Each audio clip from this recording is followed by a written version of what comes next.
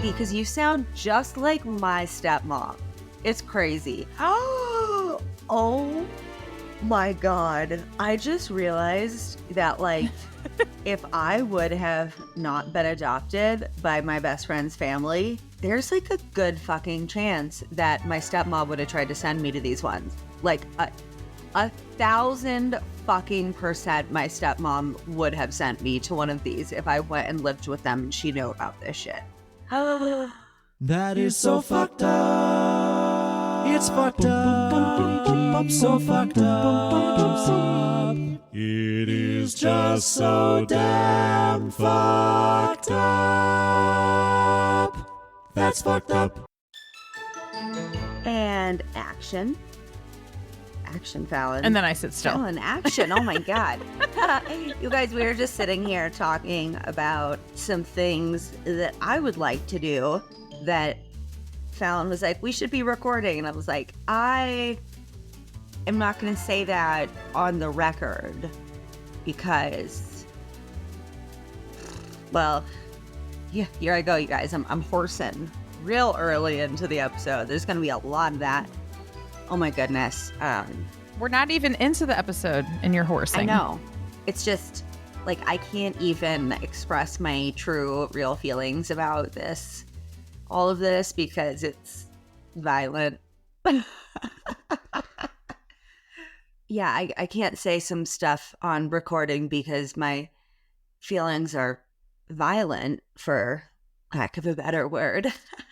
And I was just trying to be the calm voice of rational reason. And I booed you. Yes. But per usual. You know, hey, I'm feeling spicy today. Hey, you guys, welcome back to the show. This is That's So Fucked Up, a comedy podcast about cults, crime, and other things that make you say, ugh, that's so fucked up. Like this fucking shit that we're going to talk about today. Like all I can say is TSFU over and over. That's right. Mic drop. We are your hosts, I guess. I don't even know, you guys. The world's terrible. I'm Ashley Love Richards. And I'm Fallon Morey. You guys, this episode is about the new documentary on Netflix called The Program. As of recording this, it is Friday, March 8th. It came out on Tuesday the 5th. And we will be releasing this the week of the 14th, 15th. Well, that's when this will be out. And I'm guessing very much so that the documentary is still going to be in the top 10 on Netflix because it's so well done.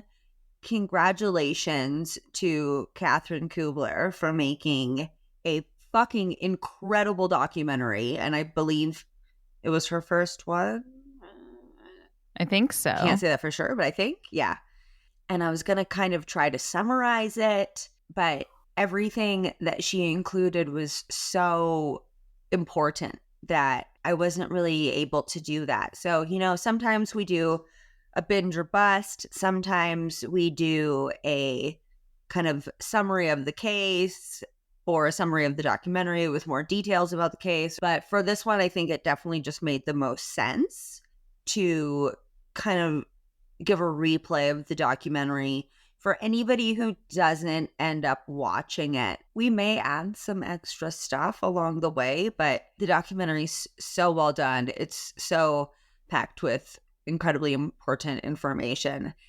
It's an absolute binge, but trigger warning, it is so fucking gnarly, you guys. It's literal audio and video footage of kids being abused. It's firsthand accounts from incredibly brave survivors who are telling their stories that are very hard to hear. So trigger warning for this episode and trigger warning if you watch the documentary, which they also say at the beginning. It's just abuse of children in every possible way. Yeah, it's pretty rough. So especially if this is a hard topic for you, it might be easier to listen to some of this first and get a kind of an idea of if you think you want to watch it. It is really, really tough to watch, but I think it's so important to get that message out in as many channels as possible. And didn't Netflix also do the Hunter Stalker Killer documentary? Lover Stalker Killer. And we did that one recently, and I couldn't add anything to that one either because it was so well done. So I'm kind of liking these like good factual documentaries. The thing about this documentary is that it's not just about Catherine's story. It's not just about, I say with very heavy air quotes, the academy at Ivy Ridge.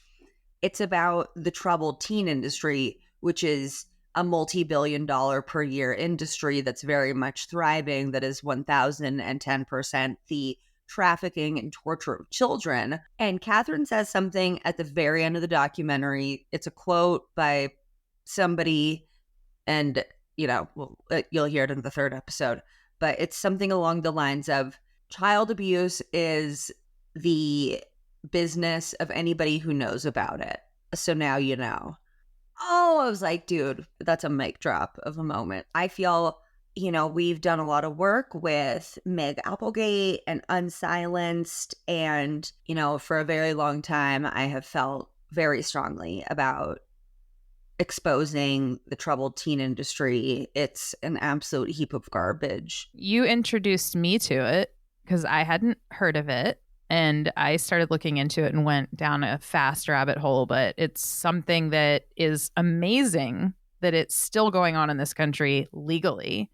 Well, it's thriving more so than even just going on. And it's pretty wild how often I mention it to people and they don't know what I'm talking about unless I bring up Paris Hilton, who was sent to multiple troubled teen institutions. But, Hell Camp Teen Nightmare came out in December, and that was about these wilderness therapy camps. Therapy is always in heavy fucking giant quotes, okay, you guys, where they take these kids out into the goddamn desert and march them around and make them eat lizards and don't give them baths or medical attention. So that came out in December, and I'm so glad this came out. It's number one right now, absolutely where it deserves to be. And I really, really hope that it helps raise more awareness about this because it's so fucked up. I don't know what else is like.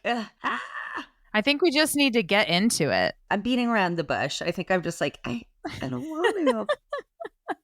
So, okay, here we go. We got to do it. Do you need your emotional support, puppy? You know what? Actually, I have my emotional support pickle that our audio engineer, one of our lovely ones, gave to us. So sweet. Shout out Gatris. It says, I will always be around to let you know that you are a big deal. And it's a little crocheted pickle, you guys. So I have my emotional support pickle. And here we go. This documentary that we're going to be talking about is called The Program: Cons, Cults, and Kidnapping. It's a 3-part docuseries on Netflix, and it talks about mostly Academy at Ivy Ridge is the facility that they're talking about, but then we go on to talk about the Worldwide Association of Specialty Schools and Programs, and it's a whole giant clusterfuck. So today we're just going to be discussing the first of 3 episodes. The second episode, which will be out tomorrow, is going to cover episodes 2 and 3, but we thought we would just do episode 1 by itself because it's really descriptive with seeing the school and hearing from all of the survivors for the first time. So here we go, you guys. It's a lot. And I'll tell you, I had to take breaks watching the first episode. It took me 2 sittings to do it because I needed a breathing break about halfway through. It was a lot. Okay, so I was watching it on the airplane because I got internet. It was so exciting. I felt so fucking bougie. You can pay $10 on United for internet sometimes. All right, I know. Fancy pants. It was $10. Jeez. Yeah, I had internet the whole flight. It was so cool. So I was watching this documentary and I kept taking breaks to find I don't know. You guys, there's stuff I cannot say on the mic. Whatever. I mean, I might have just Did you keep taking breaks to like look up people as and they then, mentioned like, maybe them? put up their social media accounts or phone numbers or whatever, it was just on the story. Okay, it's temporary. It's public information. Anybody can find this stuff. I just thought they should know that I'm fucking looking, motherfucker. And then I got blocked. So, you're like, who? We'll get into it. Jesus fucking Christ. Where the fuck am I? That's the name of part 1, actually. So, and it's a perfect segue. So we see a group of what we come to know pretty quickly is survivors from Academy at Ivy Ridge. I can't even call it that. So from here on out, it'll just be called Ivy Ridge. Yeah. It's got a really ominous feeling. It's very, have you ever been into a building that was abandoned, but like looked as though people just got up in the middle of a fucking workday or something and left? Yeah. I had a work building I was at, and they had like 80 people working in it at one point, and then they moved out. And when they came back, there was maybe 15 of us there, but people had just left their desks as is. So there were like desks with people's notepads with pens on them and random empty coffee cup. And it literally looked like the zombie apocalypse happened one day. And then we came back to it. It was That's creepy. So funny. That is so funny that that's what you said, because when I was in college, I was in a student short about a zombie apocalypse, and we filmed it at an abandoned Air Force base. Oh, and this was on a Navy base. It's so creepy how they do that. It was just like the mess hall just had dishes, and it was just like they all just left one day. It's creepy. Why do you do that? Why don't you take your stuff? So, as we know, places that are abandoned with a bunch of shit in them are super creepy. It's creepy as fuck. Dun, dun, dun. Dun, dun, dun. What's even creepier is the very, very ominous messages written in spray paint all over the walls. Just to name a few: thou shalt abuse kids, soul thieves of the youth. They tried to murder children's souls here. Get out while you can. We remember what you did to us. And the get out while you can is like a big blood red teddy bear with like a creepy smiling mouth on it. It's really creepy. Yeah, I think it just shows the ominousness of what that fucking place was. And as we'll hear in a minute, there is no getting out. So, wild HIPAA violation. There's abandoned files everywhere. Medical records, birth certificates, social security cards, detailed handwritten notes on insane fucking shit like torturing the children. They find somebody's file, and one of the girls goes, I think I know her. Didn't she die? And one of the other girls says, I can't keep up. And we learn some really, really fucking hard statistics later on. Now we hear from Catherine, who is the director of the film. She says she never expected her high school reunion to be like this. But then again, this was never really a high school. And she's been looking into this entire thing for the last decade because it goes so far beyond Ivy Ridge and the directors of the school. The web spins out. And it's just mind-boggling. It's whack-a-mole with how one will get shut down, and then they open up another one in a different name with the same fucking people doing the same exact shit in a different state. And it's just... They're trying to do that in real life right now. A school got shut down in Utah, and they just filed a business application to reopen it with a different name. I saw that Unsilenced and Meg had posted about that today. Wow, so they waited... It's wild. What, a week after that child died? I think, or this one was from before. I think it was a different place because I think Utah has a few of them, but they... Mecca. Yeah. You guys, seriously, look, okay, just if you are ever struggling with your child, any kind of therapeutic wilderness or boarding, no, okay? I can't tell you what the answer is. The lawyer, later on, he says, when parents ask me to do instead, what do I do instead? He says, I don't know. I'm not that smart. And, I've interviewed Meg as well. And she also says she doesn't have like a golden wand or a magic solution, but it needs to start with not blaming the child. Like, what's wrong with you? It's like, no, what's wrong with you that they're acting out like that? And I'm not going to quote any more of what she says because she says it a lot smarter, and it's available in other episodes, you guys, and I will link those in the description. If you've been listening for a while, you've probably heard me mention the troubled teen industry quite a few times now. So I will link all of the other episodes where I have talked about this subject. So they find Catherine's file, and we find every survivor that we meet, their name comes up along with the age that they were sent away and how long they were in the program. So Catherine Kubler was sent away at 16 years old and spent 15 months in the program. They read and find her info. This is, I guess, what Catherine wrote when she initially got there. It says, my real mom died of breast cancer when I was 2, had a lot of nannies. Dad remarried at age 7. I was really happy that it started turning horrible. In 4th grade, she yelled at me, said, thank God mom is not alive to see the person you've become. She's saying that her stepmom said that to her. Like, thank God your mother's not alive to see the person you've become. And she follows that with, I drank and smoked because I was stressed by all this.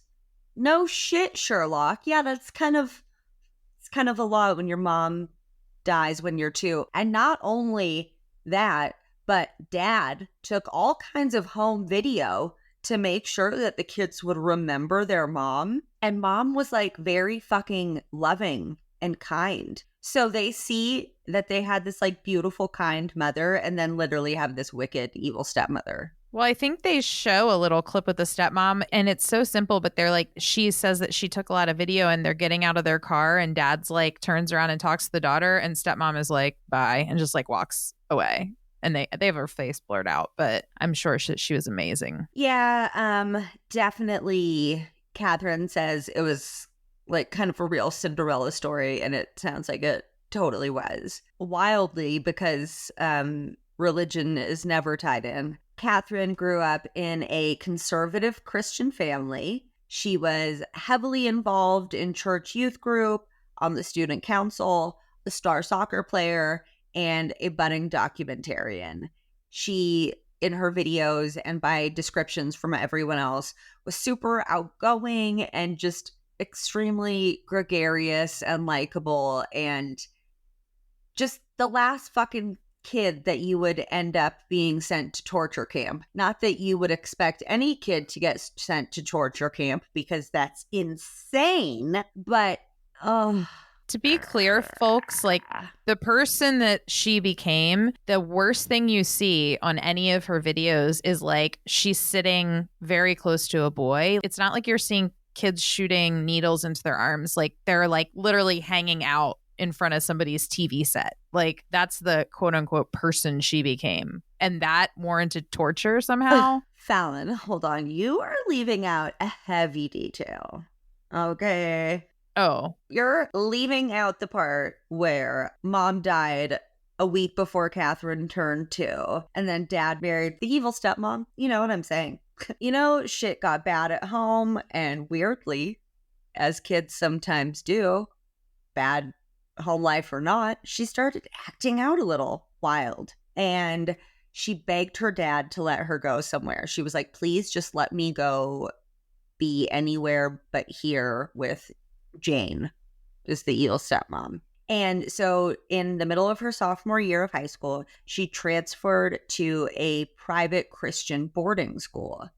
But guess what?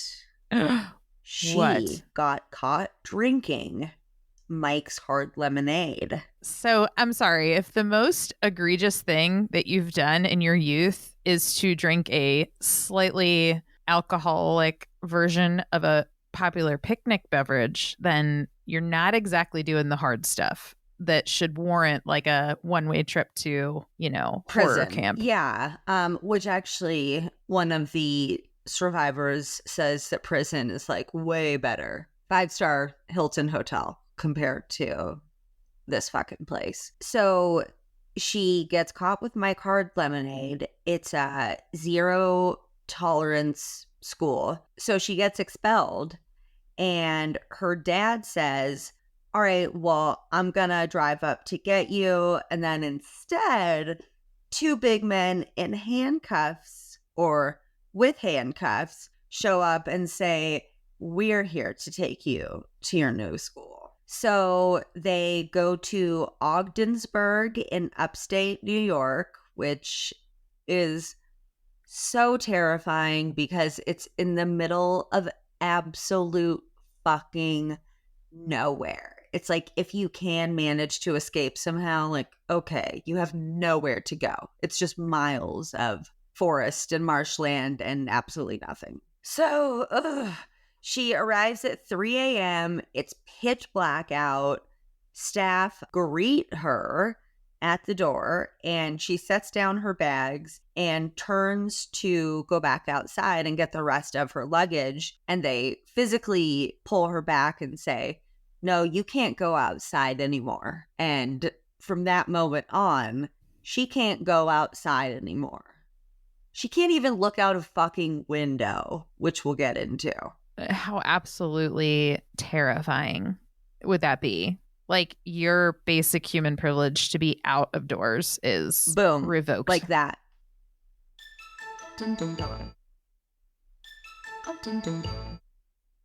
She said at that moment she realized that this wasn't a normal school. 2 staff members flanked her from either side and linked arms with her, taking her to the dorms and telling her that she wasn't allowed to talk at all from here on out either. So now I'm assuming within like 5 minutes, she's learned that she can't go outside anymore and she's not allowed to talk.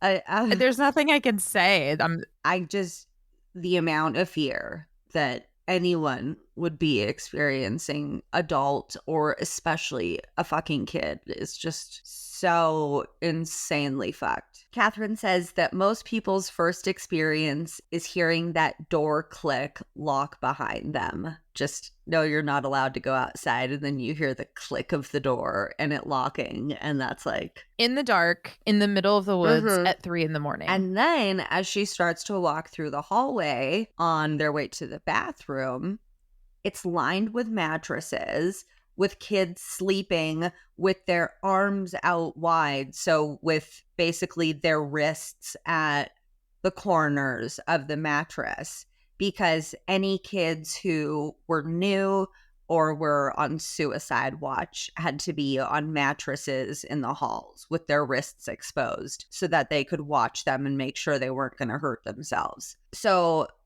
all of those kids, plus her, because she's new, are sleeping in the hallway, all these mattresses, the lights stay on, and there is people just fucking staring at them, monitoring their every bodily movement and fucking thought, facial expression, everything, just constantly. Before she got to lie down for her lovely, cozy slumber, they took her into the bathroom where she had to strip naked, jump up and down, and cough, which I know is definitely par for the course for woman fucking prison inmates who are adults. Sorry, incarcerated individuals. I understand that that is part of the deal, and I don't love that. And I'm not, I'm not going to comment further on that. I'm just saying that shouldn't be happening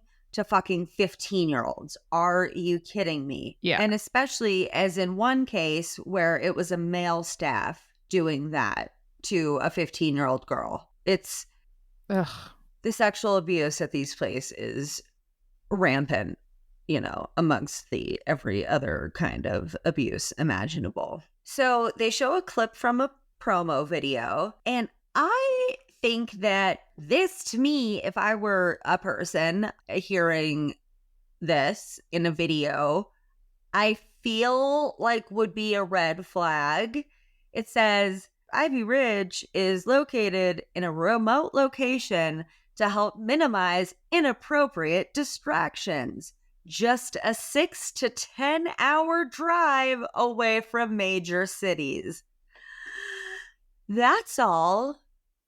Just a minimum of a 6-hour drive from any major cities because, you don't want them having any inappropriate distractions. Well, and the image in the back of inappropriate distractions is like two very little girls, like probably 12, sitting by a lake. Like not even a distracting object, which we know they weren't able to go out and enjoy nature at this place. So I was like, what? Yeah, and I mean, that might have been them trying to look good, to show how they give the kids, quote, rec time, which is something, again, that incarcerated people get. It's like daily recreational time out in the yard. These kids don't even get daily rec time. Murderers on death row get more time outside than these kids. Free-range chickens get more time outside than these kids. I was going to say most types of animals kept by humans get more time outside and rights than these kids. Yeah, it's absolute insanity how these children have just no human rights whatsoever. In the video, it says, in addition to academic curriculum, students are taught values, integrity, honor, accountability, and respect for authority. It's just all terrifying. It's like, oh, it's in the middle of nowhere and they'll learn respect, all right. Oh. Yeah, the respect for authority tag on that is the one that gives me that ominous that's the last dread thing feeling. You say. You don't end on values or integrity. Exactly. Yeah, it's like, okay. Yeah. Then we hear from one of our besties, our fave, Dr. Yanya Lalick. What up, Yanya? Yeah. She's the best, man. The insight that she always brings to these documentaries is just incredible. She says that kids are kidnapped in the middle of the night by big guys dressed in black with handcuffs. The parents are generally standing there watching this happen. So the kids are immediately very well aware that, their parents are in on this, which I don't know is, I don't know what's scarier, thinking that you're getting kidnapped by strangers or knowing that your parents had people come and kidnap you. I honestly don't know what's worse. As a parent, this scene made me really mad because I think her dialogue was accompanied by an actual video clip of a girl being very forcibly restrained. On Dr. Phil. Right, with her parents staring at her. And I was thinking, I have to hold my kid and squeeze my eyes shut when I'm getting him a flu shot, which I know is good for him because I can't stand to see his tiny little upset face over a shot. I can't imagine being a parent and watching my child be forcibly restrained and terrified. Crying and pleading, saying, I'll be good, I'll do whatever you want. You're a monster. You don't deserve to be a parent anymore. So insane. And it actually is very interesting because we're currently working on a Dr. Phil episode, which we're already doing. So he's a monster. Fuck Dr. Phil. Yeah, so you see clips from his show of him doing this to children with, not only is this child having this done, and while their parents are watching, it's being filmed by a fucking film crew. The most traumatic moment of their life. Go fuck yourself, Dr. Phil. Literally, take a dick and swallow it and choke on it, you piece of garbage. I hate you. I hate everybody. I'm just involved in this industry. They should all just very much burn. There's a bad place, maybe. And if there is, you guys are going. Not you listeners, but you people involved in the troubled teen industry. The best result for people who were proponents of the troubled teen industry would be to have to go live at Ivy Ranch and in a school like that with no rights or freedoms or abilities to look out a window. That would be ideal payback.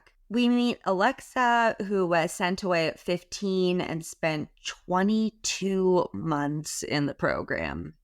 It's super common for kids to spend years in these fucking places. She's the one that I mentioned was strip searched by a male. She also later describes being sexually abused by this woman who was a pedophile, apparently abusing many girls. It was just kind of an open secret amongst staff and prisoners. So just, man, I mean, all of these fucking kids, just like the amount of atrocities that happened to them is so insane. But you see old pictures of her in her schoolgirl uniform, and her and other girls are smiling and they're fucking reading books in front of a bookshelf in a library. And you see her little ID card that, you know, says like Academy at Ivy Ridge and has her like smiling in her schoolgirl uniform, and the very far away optics look pretty good. You know, it's like, oh, okay, it's a school. But listen, I understand that the parents are very much victims as well. And this industry is amazing at manipulating and conning people. But also, like, what the fuck, bro? Do better research if you're going to send your kid away and sign their rights over to some strangers. Like, you better, first of all, just don't do that. But, like, what the fuck, man? That's like... Anyhow, I'm trying not to say too much because I know it's knowledge from like later in the episode and you haven't gotten there yet. So I'm just listening for now.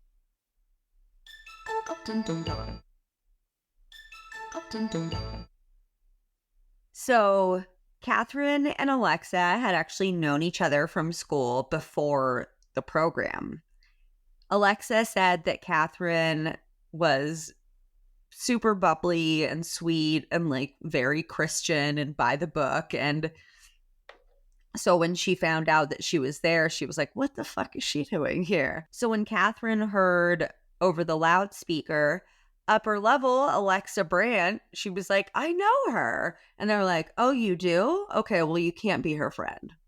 Because what's really fun and cute, we hear from Allison, who was sent away at 15 and also spent 22 months in the program. They do not want people becoming friends. They don't want any close relationships forming. If you had any sort of past relationship, they would make sure that you had no current relationship. You know, one of the whole jams is to make the kids just feel super isolated and alone. Which some of our listeners will probably know that we talked about it, but that's also a super common tactic in cults, right? Like keeping people busy and unable to form bonds and relationships and telling people they have to get permission to form friendships and relationships. So this is very much like a control technique. Oh, yeah. Well, the troubled teen industry absolutely is a cult. Actually, you should pull up Cult Bingo. You guys, TSFU-the-podcast.com, go to play with us, and then pull up Cult Bingo. I pulled mine up, and I got some shit lit the fuck up so far. Okay, here I go. So you guys, Cult Bingo, play with us. When you first arrive, you get a hope buddy for the first 3 days. I guess it's called a hope buddy because without one, you'd have no hope of surviving. You wouldn't learn the rules, or maybe they're supposed to help you have, I don't know. But your hope buddy is supposed to teach you all the rules. And Allison was Catherine's hope buddy. So just a few rule violations because there are a lot. No talking. No eye contact with other students. No touching anyone. No looking out the window. Pivot around every corner and maintain strict military-like structure. Keep your hair in a braid. No makeup. No shaving. No looking in the mirror. When you go to the bathroom, the stall door has to be open while staff watches you. No smiling or winking. No rude acts, which include intentionally passing gas. That's a 101 rude act minus 5 points. So I guess you have to ask to fart. Yeah. You can't intentionally fart. So how do you judge that? Like every time somebody passes gas, you're 5 just points. like, you get docked 5 points. They have absolutely no physical autonomy whatsoever. You can't fucking smile. Yeah, like no facial expressions or no facial reactions or something. So like you have to have like a blank face all the time. It's just like everything about you is micromanaged. I can't imagine the stress you would be under just all the time. And Catherine said that she would just get through the day by being emotionless as possible and dissociating. So the program, like many other programs, run on a points and values or points and levels system. Everyone starts on level 1 with 0 points, which just seems unfair already. But it's just showing you that you're nothing and you have to earn your worth. So you move up in levels by getting points, and you earn those by following the rules all day, every day. If you break a rule, you get a correction and it removes points. So at level 2, you get, wait for this, a candy bar twice a week. What? At level 3, you finally earn the privilege to have one 15-minute conversation per month with your parents. Per month, 15 minutes. But if you said anything bad about the program, they'd disconnect the call immediately and you'd lose phone privileges. And they would say to your parents, like we told you, they're just lying to you. They're manipulating you. Blobbity blob. I don't know, man. And I think what's wild is when they're at level 0 or 1, whatever the first level is, like they start at level 1. So they start at 0 points, which means if they do anything wrong, then they end up in a deficit, or they don't have enough points to like cover it. So they get extra, attention. They get sent to like, can you explain the writing theory thing yet? Oh, yeah. They get sent to a room called worksheets. And in that room, they go sit at a desk and they either manually copy rules onto like a piece of paper, or they have to do like special worksheets to like earn points back. And then there's something else, worksheets or like corrections or something. But yeah, like when you start and you have 0 points, if you get points taken away, that you don't have any fucking points to cover those points, so then you just have to go do like mindless bullshit instead of the other mindless bullshit that you normally get to do. Right. So levels 4 through 6 are the upper levels, and you're allowed to talk when you get to level 4. Wow. But not with the opposite sex, for sure. Ever. Yeah. You're also allowed to wear your hair down and wear makeup. Like, you get some basic human privileges. You can even look out the window. So, level 4, pretty ballin'. They're pretty lucky. They even can get unpaid staff positions. So, free labor, all theirs. What a blessing. I know, right? These kids should be fucking grateful that they get to work in the kitchen for free. Yeah, I mean, God, who doesn't want that? So the program is intentionally like impossible to follow so that they can keep you there for as long as possible and keep telling your parents, they haven't really progressed or whatever. It's just fucking So Catherine gets a letter from her dad saying, I had to arrange for escorts because I was afraid I'd chicken out and had to trick you away from your own dangerous behavior. By the way, this is paraphrasing, but exactly like what he meant. You need to plan on getting through the entire program it really works. That's so fucking AA. Like, the program works if you work it. Based on what, though? I have to wonder, like, how fooled they have him. And that's what we'll get into in later episodes, how there's, like, it's outside of the compounds in which they're imprisoning the children. It's like a very culty dynamic amongst the parents. And I know you're not that far in the documentary yet, so you'll see. Yeah, it's actually interesting because you don't know all that I know yet. You'll see it's very, there's like an MLM aspect almost. Like, it's got everything, you know? He continues on to say, how fast you finish is up to you. Don't fake it. They won't let you. Me and Jane miss you so much, and don't blame Jane for this. She already feels bad enough. You know what, Jane? Is Jane spelled Cheryl? Because you sound just like my stepmom.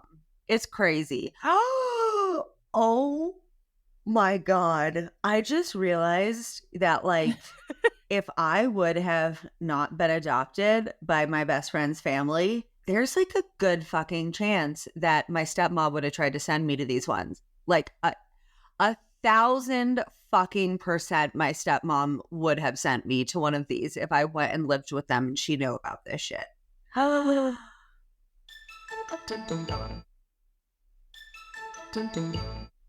always laugh because my friend Trevin from Live Laugh Larceny, shout out to Trevin and that show. You guys definitely check it out.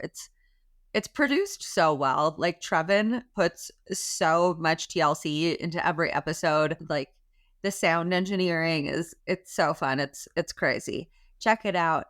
But I said, do you want to cover Hell Camp with me? It just came out on Netflix. I said, it's about the troubled teen industry. And he's like, man, you love those troubled teens, don't you?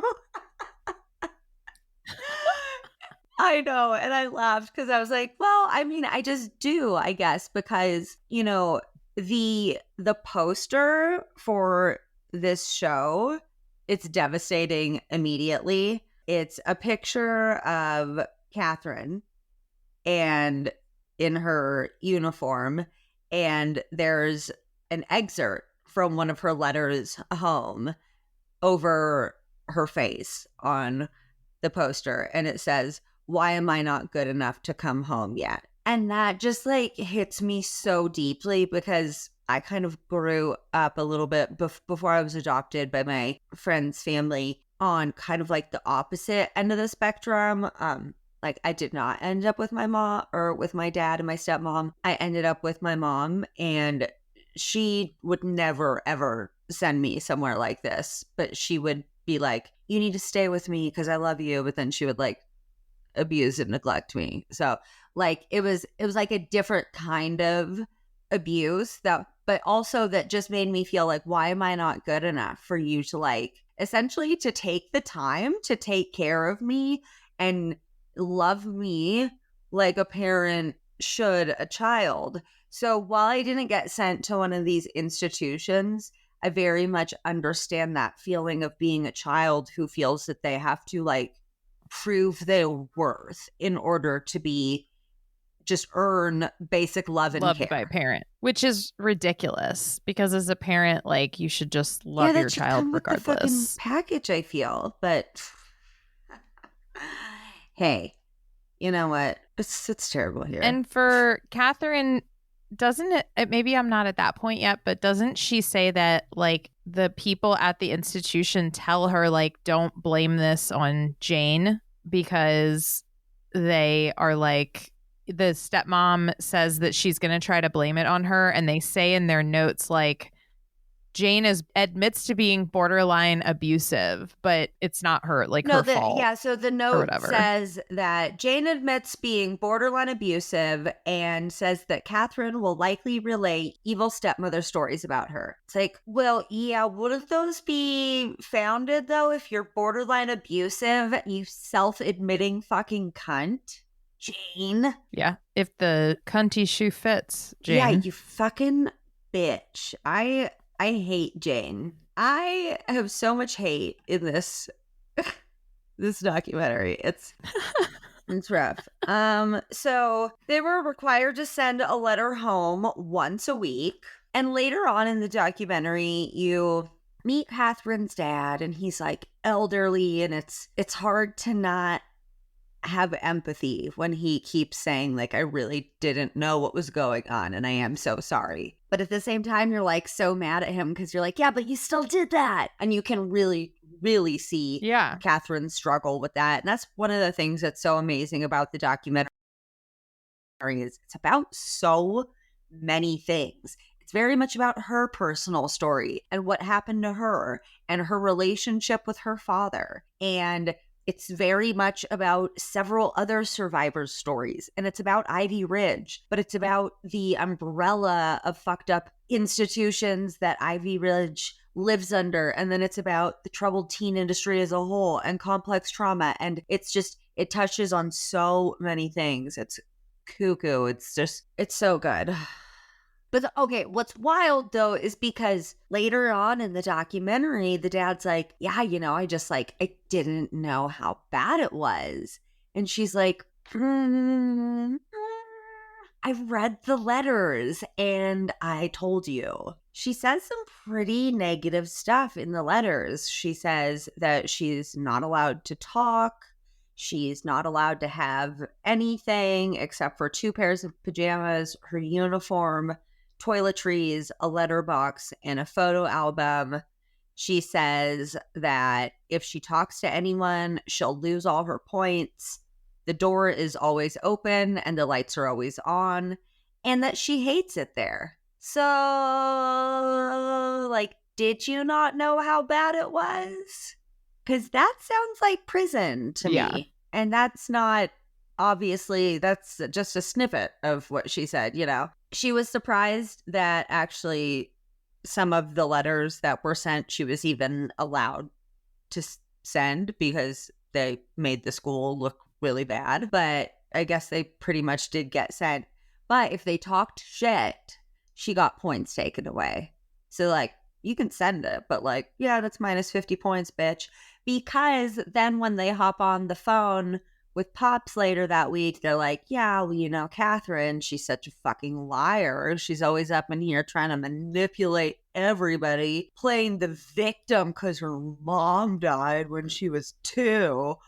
Oh, boo-hoo. They take people's traumatic histories and then use it to shame them. That's a really fun tactic they use. Are you playing cold bingo? I already got bingo. Is it all marked up or can you still see what it is? Because I also just got bingo. We've got books, TV, etc. about abusive members. That's literally what we're talking about.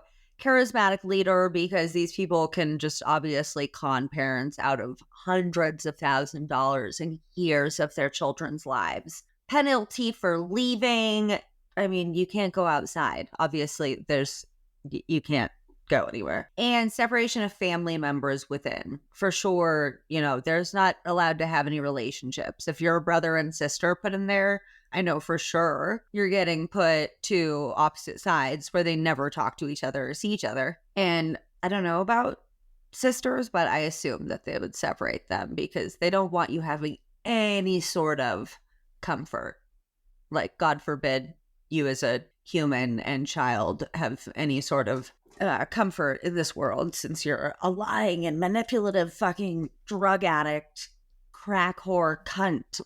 The way that they talk to these kids too is now, to be so clear, wild. We know that from having researched it, but they don't say it at this point in the documentary. You're not hearing those things. Hearing what? All the things you just said that they would say to a kid. We are not hearing them say that to the kids at this point in this documentary. We just know that that's how they talk to kids at these places in general. What did I even just say? You just said lying, manipulative, crack whore, heroin junkie, cunt.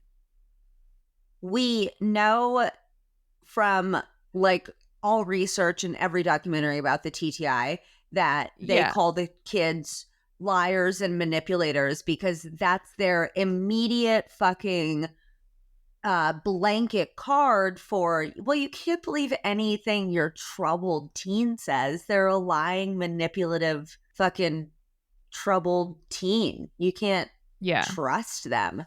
So that's kind of like their foundation is like, don't listen to a word they say because they're liars and they're manipulative. And we haven't gotten there yet, but they do call this one girl a crack whore. Like, that's the nickname that they give her. The fucking staff. Just let that sink in. But that's coming up.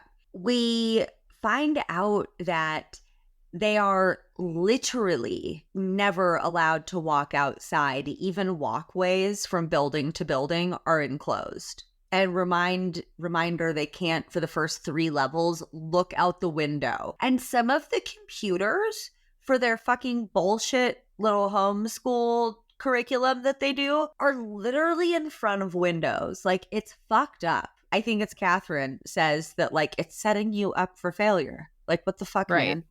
You put a goddamn window right there. At least make it even more depressing in here and put some cardboard on that shit or something. Because, like, I'm not allowed to look at it. So what the It's just so... This makes me, like, more mad than a lot of things. It's just everything that's the worst wrapped up into one. So we see another super cute promo video. It shows kids playing football, and they're like, oh, we have acres and acres of nature trails and plenty of recreational space for fun and healing. But no, once a year, they got to have a fun day where they got to go outside and have fun. But they only did this for promotional material, like for the brochures and shit, to be like, oh, look, your kids will not be imprisoned and tortured. So I highly recommend the book. Oh, it's called Help at Any Cost by Maya Salovitz. And she's actually interviewed in the documentary. We'll hear from her soon. Her book is amazing, and it's subtitled How the Troubled Teen Industry Hurts Kids and Cons Parents, or something like that. But it just talks about how their marketing and shit is like super deceptive. Because on the brochures... And like I said, in the pictures where they're like in fucking schoolgirl uniforms in the library, it's, you know, but that just dig deeper. Don't send your kids away. Listen, there are like, I think probably like boarding schools that are good, right? But anytime they say therapeutic, anything, boarding school, wilderness school, fucking ranch, like nothing. There are no therapeutic send your kid away and magically fix them fucking, that's not a thing. Okay, like, sorry, you'd had them, you have to fix them. Also, though, like, I can't even say that anymore because of, like, what's happening in our country. It's like people just, like, have to have babies now. Like, welcome to The Handmaid's Tale, okay? That's, anyways, I'm gonna move on because, like, I can't. But it's just, like, you can't just send your kids away, you guys. Also, it's super duper expensive. Back in the fucking decade ago, it was like $3,000 to $5,000 a month. And then people are sending their kids here for like years. One program I listened to about a program that was located somewhere in South America, but it was run by American people. It was like in the 80s, and it was $6,000 a month to send your kid there. Oh, and it's such a fucking joke because it costs like nothing to run these programs because the fucking kids are doing most of the labor. And they're feeding them like nothing. So they're feeding them probably the same quality of food as people who are incarcerated. We know that's like not good shit. It's bad.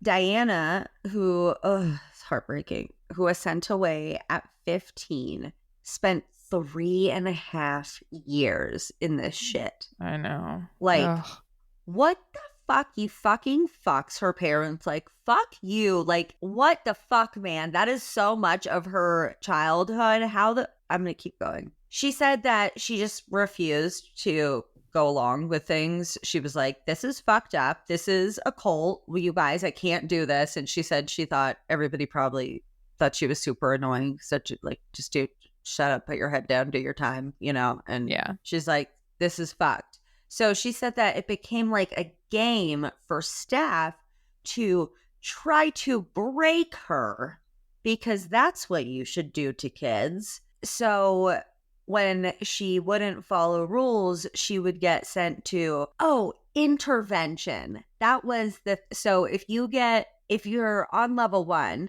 and you don't have points, you either have to go to do the writing thing where you just do stupid repetitive writing, or you get sent to, quote, intervention, which is isolation, which, as we know, according to the UN, after like 72 hours is torture. But I think for a kid, like any point of hours, well, and a lot of the torture. solitary time for some of them is spent like in some sort of restraint, like a really uncomfortable posture. So you would have to sit and face a wall for hours, or you would have to lie on the floor face down with your arms behind your back and your chin on the floor. This other kid accounts later having to sit with only like an inch of his butt on the seat, then with his legs like fist feet apart and in a super strong posture. It's stress postures that they're putting these kids in, which is torture. Somebody says later that they basically do like every form of torture except for waterboarding, right, to the kids. It's awful. It's so gnarly. They also made up challenges for kids who were resistant. So there was something called the box challenge, where she had to carry a big cardboard box full of reams of paper with her everywhere she went for 2 weeks. She said that her arms were constantly sore and covered in bruises because she just had to, like, it had no handles. Yeah. It was just a fucking cardboard box that was super heavy that she had to carry. And she still had to stand everywhere. up really, really straight, which, unless, you know, most people when they have a heavy object will like bend into it or like stress their back out by leaning backward with it because the weight is heavy. And if you're like a scrawny teenage girl, you don't have the arm muscles to like do that for, what'd you say, like weeks at a time? 2 weeks. Sometimes. Yeah. Yeah.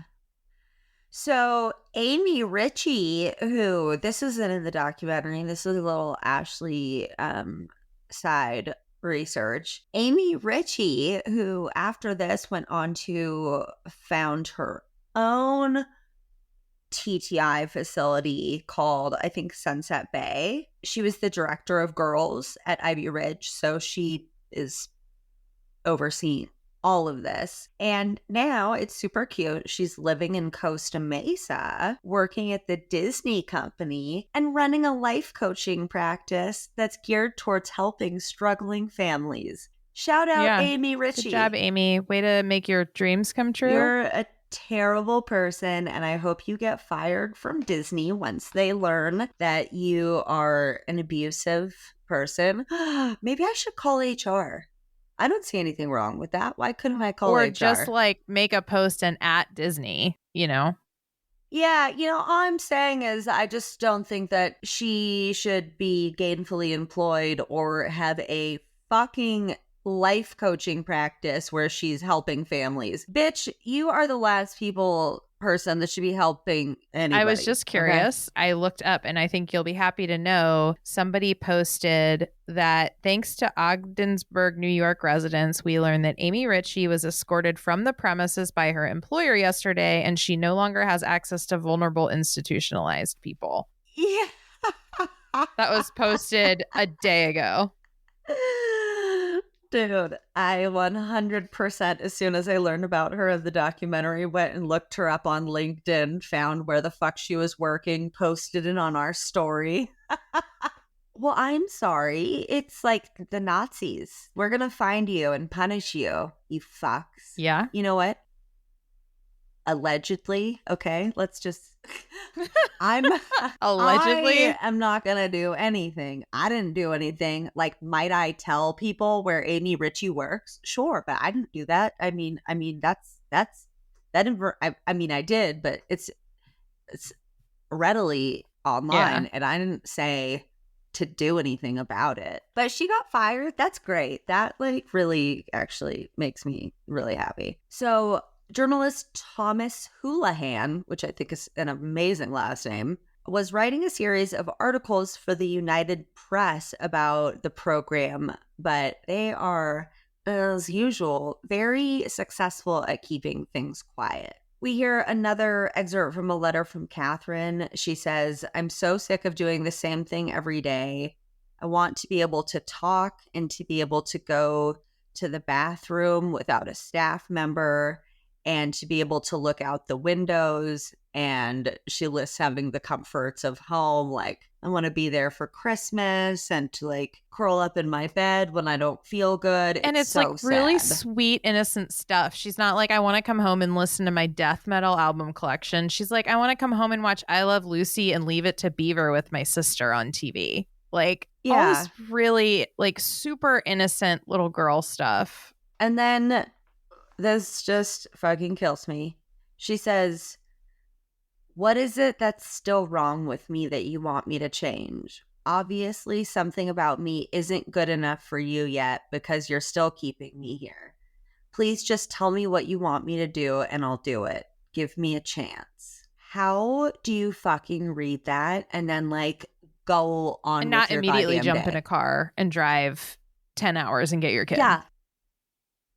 Somebody mentions Bible class, and I was just like, of fucking course, right? Of course. They show their classroom where they did all their schoolwork on these like janky old computers. Actually, I mean, I feel like they looked pretty fucking old even for like it being a dozen years ago. They looked really old. And basically they said that they just did a homeschool program and it looked like some Bible shit. They showed it and it said Bethel on it somewhere. And I know that actually Bethel is like a collection of churches and it's really culty and fucked up. And there's one in Reading that's like the main one and the cult's fully taken over the town. And they have a Bethel Girls Academy and maybe a Bethel Boys Academy, but definitely a Bethel Girls Academy that's under the WASP umbrella, which so is Ivy Ridge.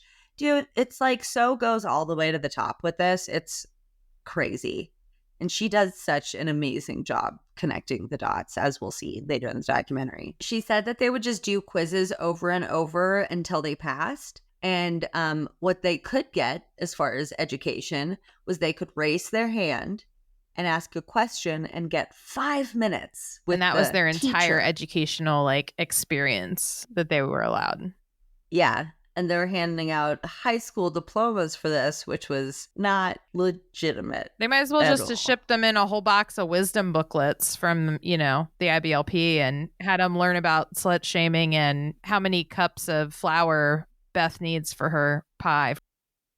Yeah. No, I mean, I think it was probably a very similar like homeschool program to probably Click on the eye traps. Probably as well a lot of like other Christian homeschool kids.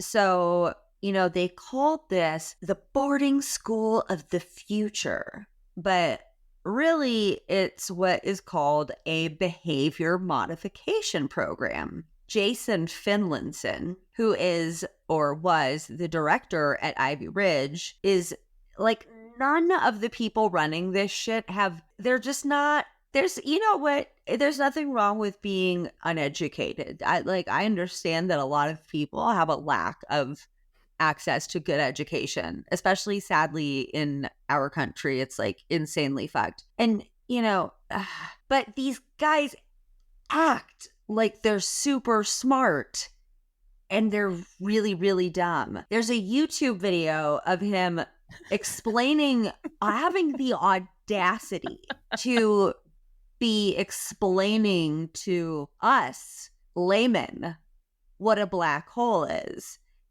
And according to Jason, a black hole is, quote, black holes are black because they're really dense in the middle. Like, what does that even mean? Science. Like, yeah, it's like, you know what? You don't need to mansplain to me some shit that you don't even obviously under. He's just like, the density. So also, a parent emailed him concerned about the academic curriculum because that's like, something that they said they have. And he says that all of their teachers and therapists, but he says these in separate sentences, are New York State certified, CERTITYED.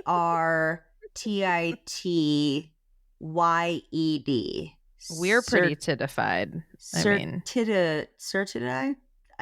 Bro, I don't even know. And he capitalizes it in the middle of a sentence, which is like, makes no sense. So he goes, our teachers are certitified, our therapists are certitified.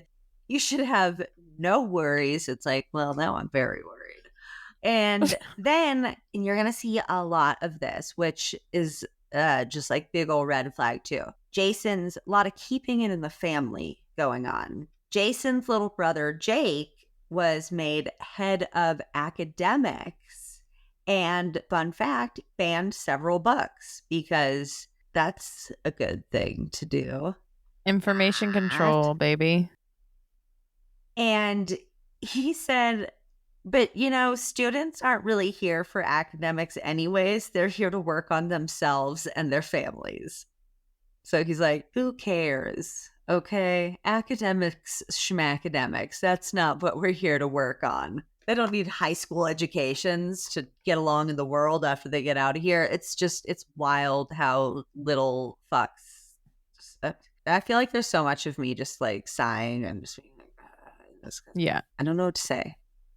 And as usual, it just keeps getting worse. So 18 years later, Catherine is back in Ogdensburg with other survivors. They see a woman named Florence DeDecker, who had been nicknamed Miss Sis and was a former shift supervisor at Ivy Ridge.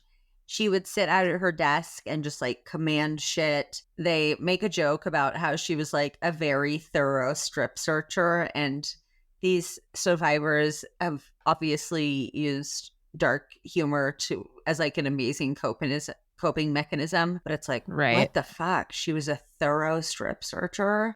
She says, can I buy you breakfast? So Catherine has breakfast with Sis the next day, and Sis is sitting there describing all of the ridiculous rules, and then she like creepily raises her eyebrows while mentioning strip searches, and that sometimes girls would, quote, have cell phones in them, in them. Yeah. And you she can see her, Catherine, during this whole conversation. She looks like she's trying to swallow an enormous amount of hatred. Like, I don't know how she had that conversation with that woman, because she's just like telling him how she like puts kids on the ground. She's like, really? Like, that's interesting. Oh, no. The way that she's able to hold back and maintain professionalism is so admirable. And then she goes, you didn't have the privacy that you should have. Oh, is that all they didn't have? Or like any human dignity or safety or anything like that? You nailed it. That was all that was missing there. Good job, sis. So then they bring up George Tulip, who was the director of the boys' side and was a big fan of tackling and restraining children. Then Sis, flashback to her, describes how if kids fought, she'd put a pressure point on the back of their neck, like maybe somebody would do to a fucking cat or something, I don't know, and then would put their arm behind their back and, quote, put them to the ground. That way they can't hit you. Is this fucking WWF? Like, what the fuck, bitch? And you shouldn't even do that to your cat. Nobody should be pressure pointing anybody's neck in a mean way. Nobody should be pressure pointing necks anyway. I don't even... Like, is that even safe? I didn't even know. think that was a thing, right? Yeah, they're just creative. They just love taking kids down in every way possible. And she said that after the first year of working there, she said, this isn't a boarding school. It's a fucking prison. But you kept working there. Putting kids on the ground.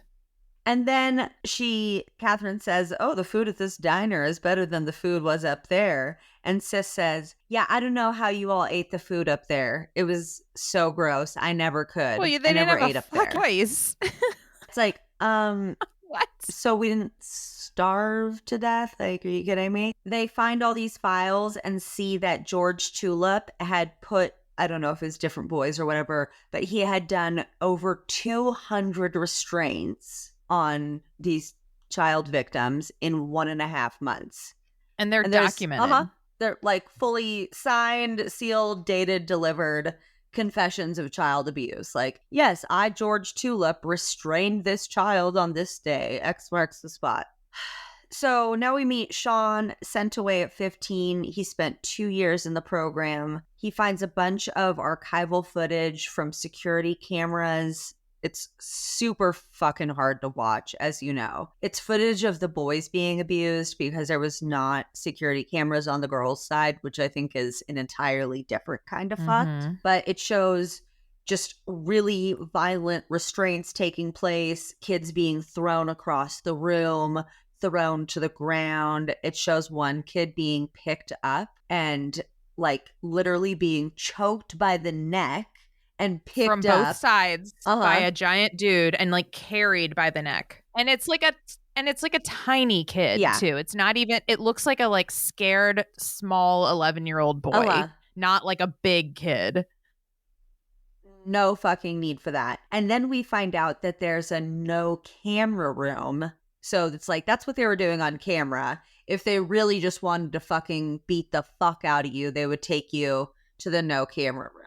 Dominic, who was sent away at 16 and spent 18 months in the program, said that in there they would just like take your head and bang it into the radiator, throw you across the room, and just like really mercilessly Yeah, I think he says if they wanted to really fuck you up, they take you into that room. Yeah. He said that they would pin you on the ground and choke you, and he thought that he was going to die. And people have died in these restraints. And there's a video of a guy like with a kid on his belly, like holding both hands on the back of the kid's neck on the video and just sitting there. And this is very, very common in the troubled teen still industry. Legal. We're firing teachers in public schools for reading the wrong types of books to their class, but we're allowing child abuse. Ways that they would try to break you down, very cult-like. Food deprivation, these really terrifying and painful restraints, and solitary confinement. Quentin, who was sent away at age 15 and spent 8 months in the program, was level 1 the entire time. He just knew that it was totally wrong and refused to do any of it. So he spent a lot of time being restrained and isolated. For one point, for 2 weeks, he was put in isolation.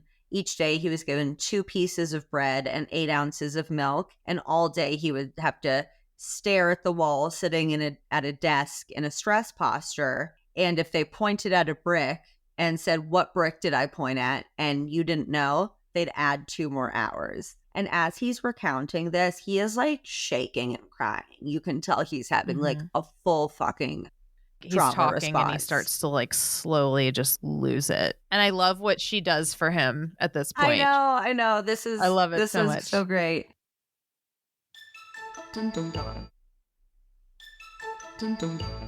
Well, it gets a little worse first. He apparently, he gets his ass kicked in here, and a nurse comes in to check on him, quote, because he's all bleeding and swollen. And she's like, "Can I get you anything?" And he says, "Do you have any ibuprofen?" And she says, "Yeah, but I'm not going to give any to you." So he's like, "All right, we'll get the fuck out of here then, like what the fuck." He says that for 5 years after he got out of the program, he just spent every day blacking out to make it all go away, which is very, very common. Like I said, I think addiction and overdose after people leave these programs and traumatic experiences are like quite common. He says, "I don't want to be here right now, but I am, and it's really weird, but I'm here."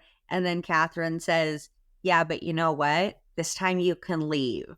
And then like he cries and he's like, "Oh my God, you're right. Thank you for showing me that." And they hug, and it's really And she's like, nice. "Let's get the fuck out of here." Yeah. And they're like, "Okay." And then they like leave, and it's like this empowering moment because they couldn't do that I feel before. like that probably was like a therapy that he needed for a long time to be able to like do that act symbolically. And she probably helped him so much in that one moment. Totally. Yeah. We hear from Diana again, who said that one of the ways she rebelled was refusing to take her meds. And at one point, Sis pushed her to the ground, sat on her chest, and she was like a big woman, and this is a child. And she's like smiling, and they're plugging her nose and putting their hand over her mouth to try to get her to take these medications. And she said that she like couldn't breathe and was going in and out of consciousness, and that she assumes that she would not be here today if it had gone on any longer, because they were like fucking choking her and sitting on her fucking chest. Like I said, there was some abuse that was never documented. There was one staff member who was a woman that was like openly sexually assaulting the girls. Alexa describes how, you know, she was groomed, how this woman really love bombed her at first, and when you feel abandoned by your parents and you're not allowed to fucking talk to anybody, like, feels really nice to get that attention. And then she would just like totally stonewall you so that you're like, oh my God, what did I do? And then she would kind of like bring you back in. And then that next time you saw her, you'd be like, oh my God, please, like, touch me, do like whatever you want, you know? So the way that she manipulated those girls is like, and groomed them, is so fucking disgusting. And the fact that like staff knew about this and it just goes on is just Maya Salovitz said that any place with unchecked power will tend towards corruption and abuse over time. Places like these are heaven for pedophiles because, you know, the foundation is that kids are liars and manipulators who can't be believed. So they're even more alienated when they get out because they experience this horrific abuse, and often their parents don't believe them. And she says that they can't tell anyone while it's going on either, because they have no way to, like, if they write home and say something bad happened, they get in trouble for what's called a manipulation violation and have to write an essay about it, and then they lose their phone privileges. There's a chance also, depending on what you say, that they just might not even send that letter and be like, yeah, right, you're not saying that. They make them so fucking scared to be super truthful about what's going on. And then Maya says that it's very difficult for victims of trauma to heal when they're not believed, which makes a lot of sense. They drink a Mike's Hard Lemonade in like these, they're like in the abandoned library in old uniforms that they found. And Catherine goes, "This will be the darkest Mike's Hard Lemonade ad." It's really funny. She's like, we're coming full circle. This is what got me in here in the first place. This Mike's Hard Lemonade. Yeah, they drink a Mike's Hard Lemonade in the library. It's pretty dope. Yanya says the most difficult part for the kids is being imprisoned. The kids are told that the neighbors were allowed to shoot them. The river that they were close to is far too wide and dangerous to cross. The windows were covered in metal. Like I said, even if you got away, there's nowhere to go. And Yanya says, imagine for months or years, you can't get out and leave. You can't get out or leave. Like, imagine what that does to your psyche. Can you imagine a child who's 15 and knows right from wrong and knows that murder is illegal, being told that they are so bad that not only they have to go to this place, but they are so bad that they're told that it is lawful for the neighbors to murder them for escaping. Unbelievable how damaging that would be to their psyche. Like, how am I so broken that people are allowed to murder me? Right.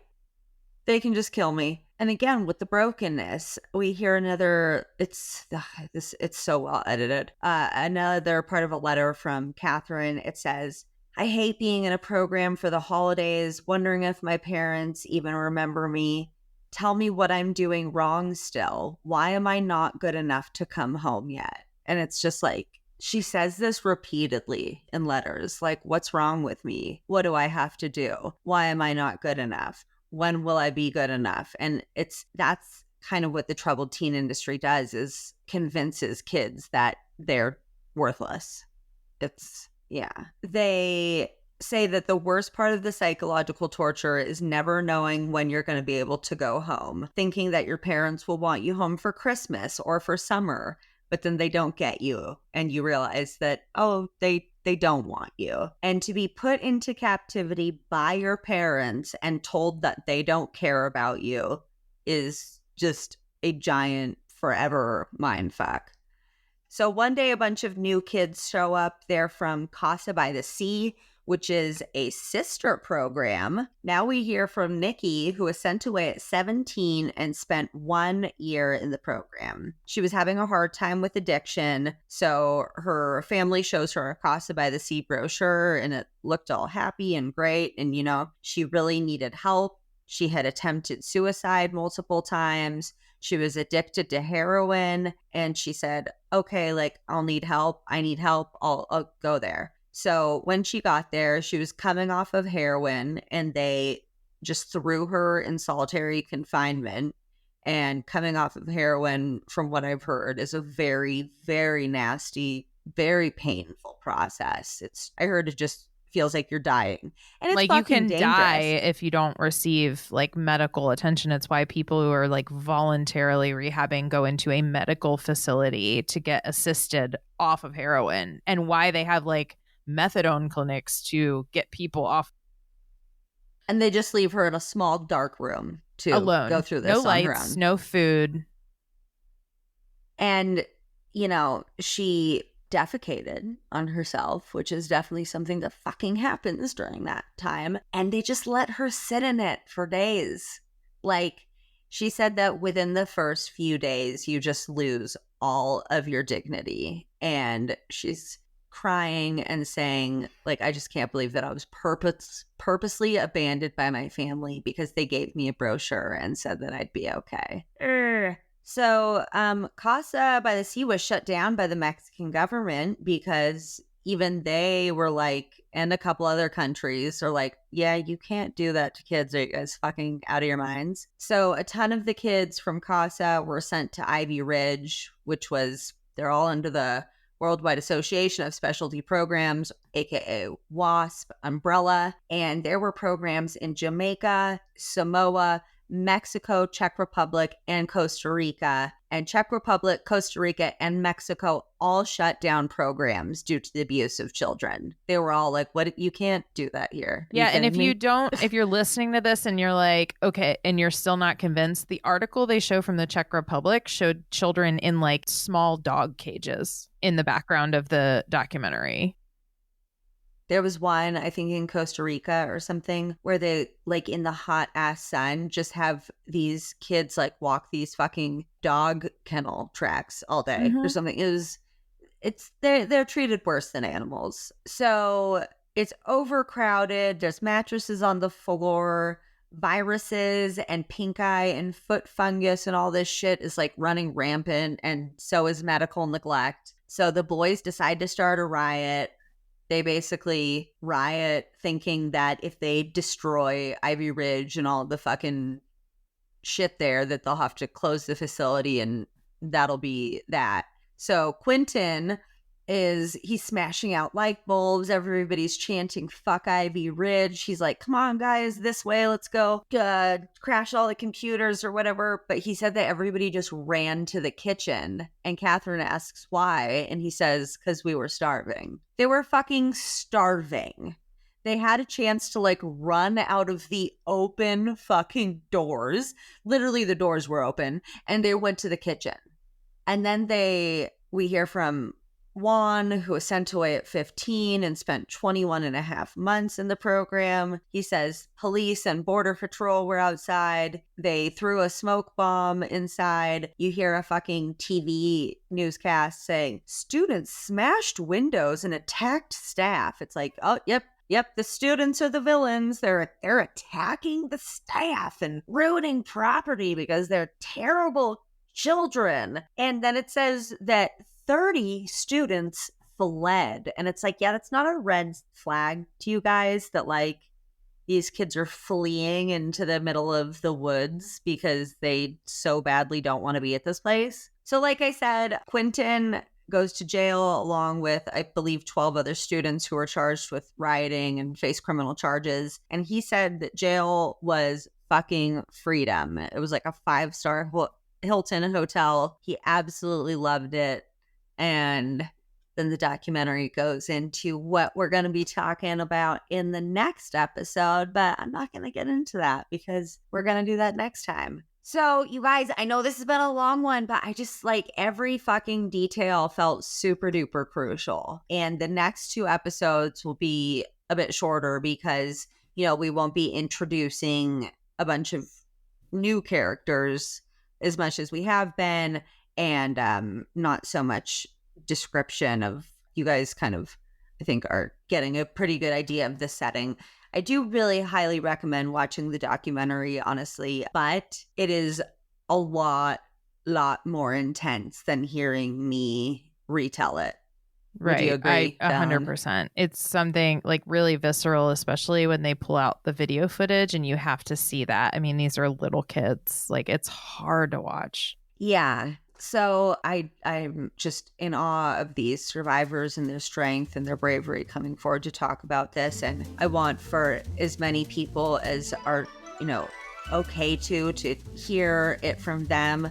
But I also understand you guys' mental health first. And I do think this is such an important topic for people to learn about. So if you can handle hearing about it from us, then that's great too. So we will see you tomorrow for parts 2 and 3. Thanks for listening. TSFU-podcast.com for bingo, Patreon, social media, all that. And Fallon, this has been real as fuck.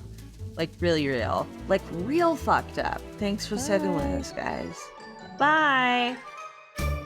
Bum bum bum bum bum bum. That's fucked up. So fucked up. Can't you see? It's just really fucked. That's fucked up.